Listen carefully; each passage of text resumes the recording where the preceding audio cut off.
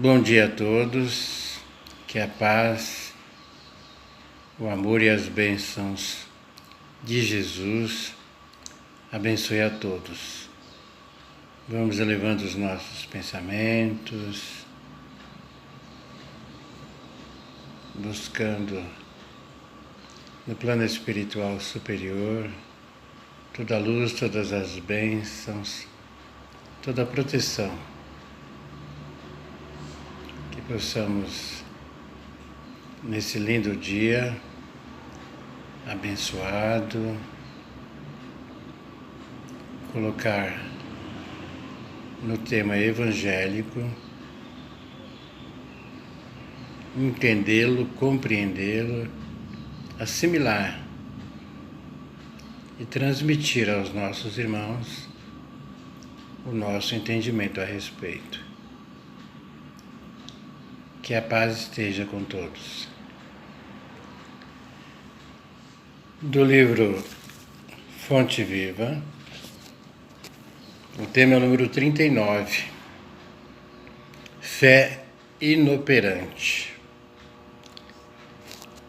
A própria palavra do título já nos dá uma boa noção e conseguimos imaginar o que significa. Veja só, eu estava analisando de que forma fazer essa colocação e lembrei do nosso querido e amado Mestre Jesus. Quanto tempo ele teve de apostolado? Quanto tempo ele pregou o amor, a bondade, a caridade, a compreensão, o perdão. E em todos os momentos ele sempre nos instruiu para que conseguíssemos entender. Lembramos-nos que, ainda criança, Jesus já dava os exemplos. Menino ainda, muito novo, já desaparecia de próximo da mãe e eles o procuravam. E quando o achavam, ele estava no meio de irmãos, já ensinando os ensinamentos do Pai, através da sua meiguice, do seu carinho, mesmo sendo uma criança. Continuamos. Ele é adulto. Sabemos que ele trabalhava numa carpintaria e nem mesmo assim deixava de sair ao encontro dos irmãos, já adultos como ele, para dar os exemplos do amor ao próximo.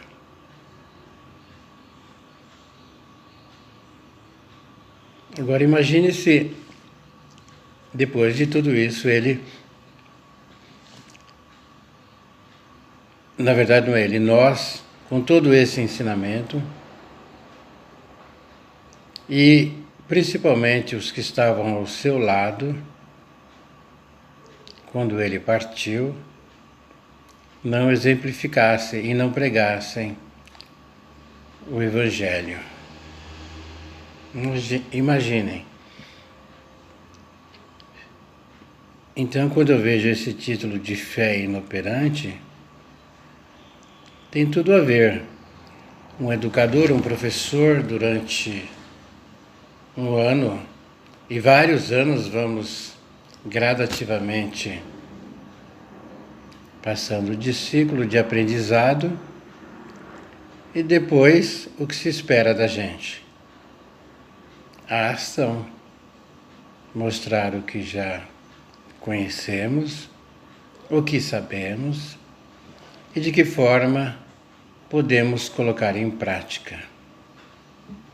Mesmo ainda jovens, mas com instrução, disciplina, muita disciplina, agir e interagir com os colegas e na própria vida.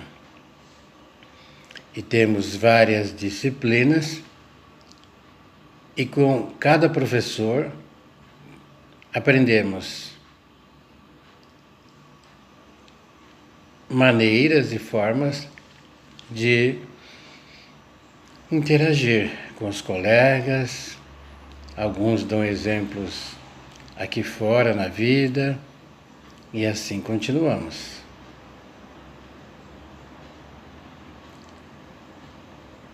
E os anos vão passando e vamos nos aperfeiçoando, mudando de graduação e cada vez mais acumulando o quê? Conhecimentos, formas de viver, de instruir, de compartilhar, porque temos normalmente na infância o quê? Normalmente temos irmãos que também estão estudando, primos, colegas na escola, e aí começa esse aprendizado bacana e gostoso da infância, da juventude e da maioridade quando vamos já para a faculdade.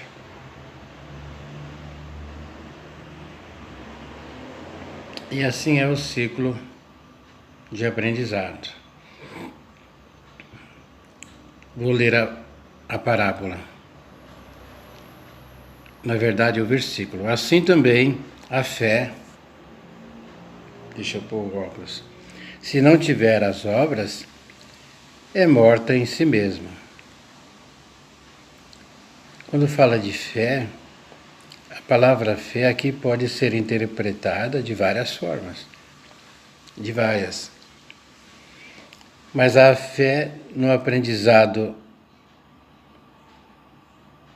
do apóstolo,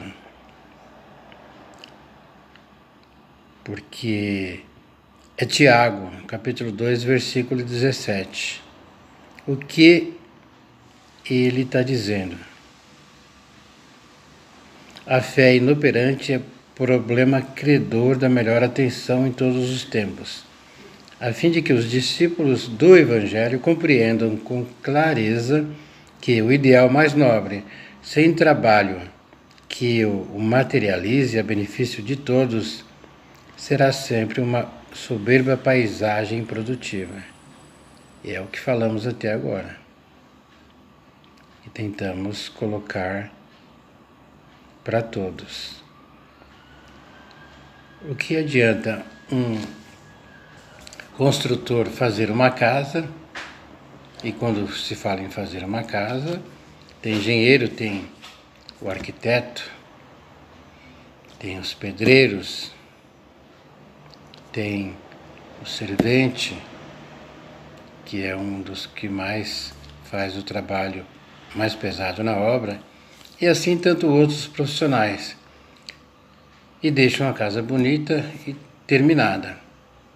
Agora, se esta casa não for habitada, de que valeu todo esse trabalho e esse esforço de todos? De nada serviu.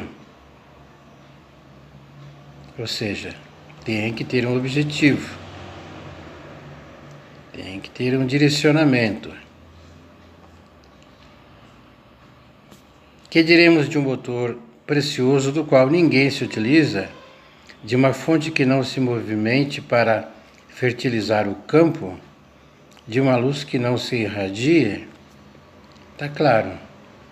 O que adianta? Um motor, ele está ali do lado, aguardando o momento de ser utilizado na objetiva que se propõe, aquele que o tem.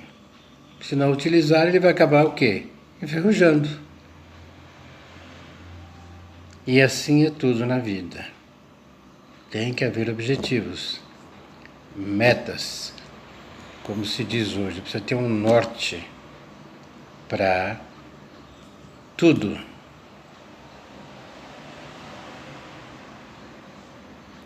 E quando se fala em aprendiz do Evangelho, está claro para nós. Somos convidados a entrar, a ir numa casa espírita, a começar a frequentar, e assim o fazemos. E depois de algum tempo, muito ou pouco tempo, dependendo de cada assistido, é convidado para participar de uma tarefa na casa. Tem todo um processo, inclusive o exame espiritual que é feito, para saber em qual área ele mais se adequa. E tem que ser assim. Os dirigentes veem a possibilidade e dão toda uma retaguarda para aquela área em que ele foi determinado. Agora imagine se ele faz todo esse aprendizado e simplesmente não começa a participar de nenhuma tarefa, de nenhum trabalho na casa espírita. Você vai dizer, mas não serviu para nada? Serviu, sem dúvida, para a vida dele particular, familiar e na sociedade, com certeza. Mas para dar continuidade, sustentação, equilíbrio e a pessoa se sentir a cada dia mais atuante, não só se sentir bem, que é automático isso, porque é dando que se recebe, é dando o melhor de si, participando no que for possível e permitido, para surtir os resultados para todos. É óbvio, só que isso não acontece em todos os casos. Uma grande parte diz que não, de companheiros diz que não tem tempo, não consegue fazer uma oração, tem dificuldade para isso, dificuldade para aquilo e etc. Gente, será que quando eu cheguei lá eu não tinha dificuldades? Certamente que sim. E todos não temos e não tínhamos o hábito, então começamos uma nova etapa de aprendizado e naturalmente isso acontece.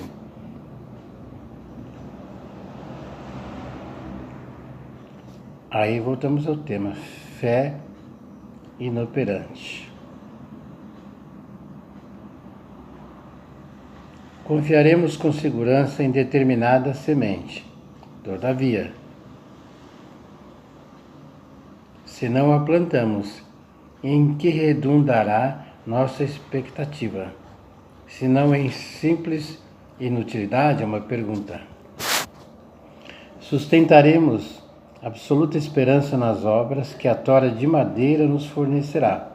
Mas se não dispomos a usar o serrote e a plaina, certo a matéria-prima repousará indefinidamente a caminho da desintegração. Ele está se referindo à madeira. Mas ainda vou voltar no médium, o trabalhador, o tarefeiro. Normalmente, e o que é mais comum, a maioria das pessoas são casadas, tem família. E a família, por consequentemente, tem filhos. O que vai acontecer? Os nossos filhos serão, naturalmente, levados ao aprendizado na casa espírita. E o que vai acontecer? Vai fechar aí um círculo de procedimentos benéficos. Os pais, os filhos, os netos.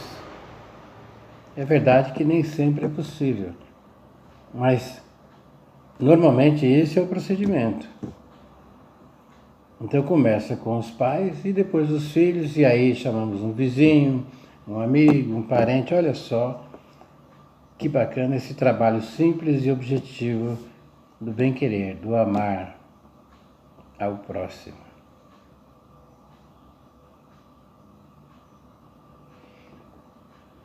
Continuando, a crença religiosa é o meio, a crença religiosa é o meio, o apostolado é o fim, é o que acabamos de falar.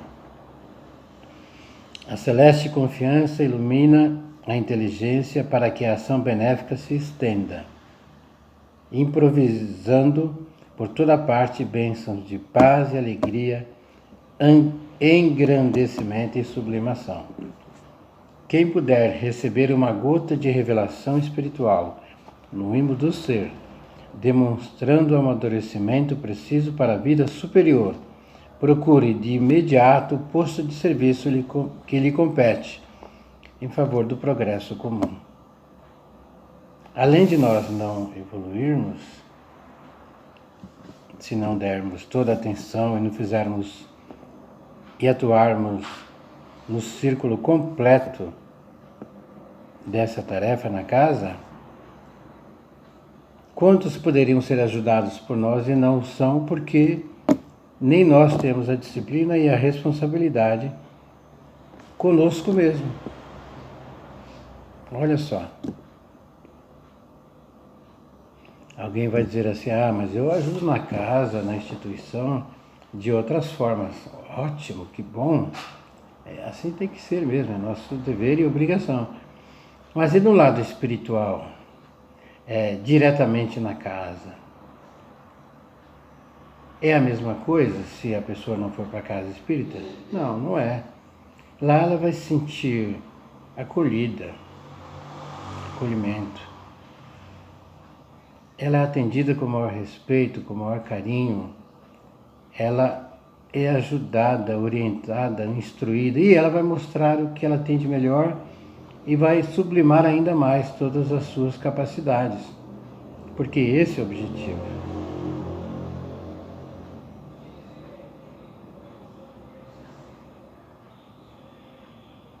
A fé na essência é aquele embrião de mostarda do ensinamento de Jesus que, em pleno crescimento, através da elevação pelo trabalho incessante, se converte no reino divino, onde a alma do crente passa a viver.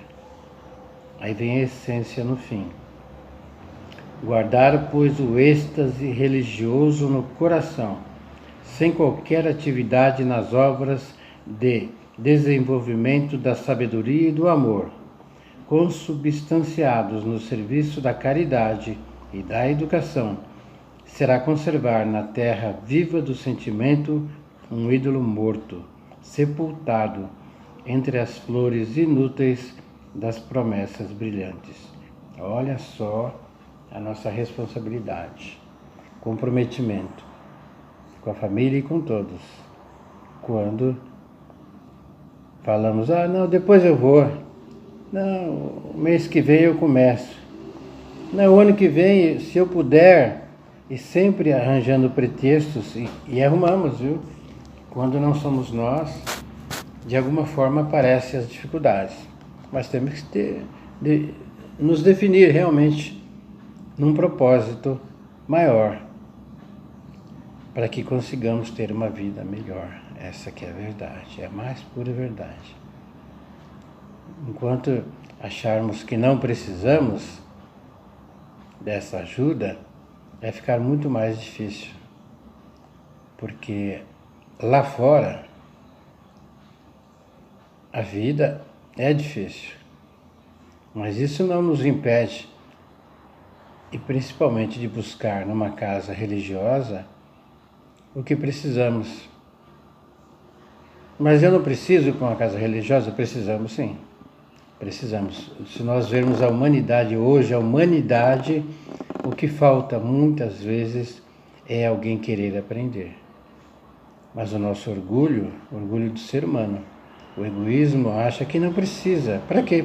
que eu vou lá numa casa religiosa? Fazer o quê? Eu já posso fazer bondade sem ter de estudar, de entender os ensinamentos de Jesus, o seu Evangelho? Certamente que não. Vai ser muito mais abrangente, vai ser muito mais amoroso, vai ser muito mais sustentação teremos e levaremos para os nossos, para a nossa vida lá fora.